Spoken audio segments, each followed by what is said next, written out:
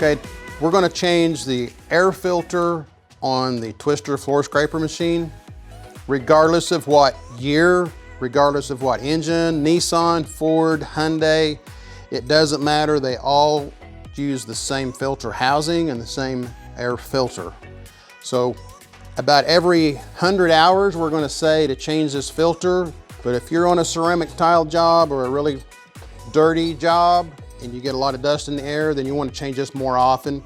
So if you pull this loose and you've got dust coming out of here, that generally means you need to replace it.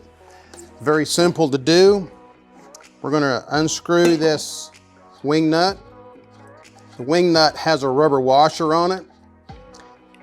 If you buy a good quality filter, it will come with the rubber washer attached to the filter.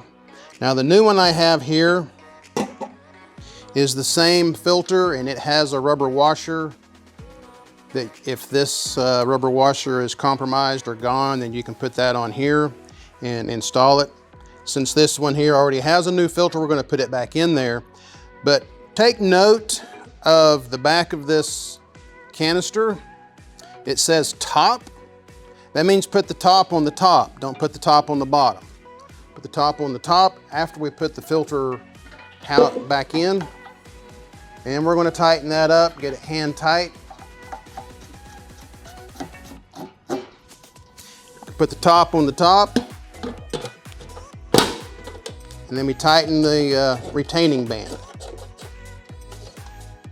And we're ready to go back to work.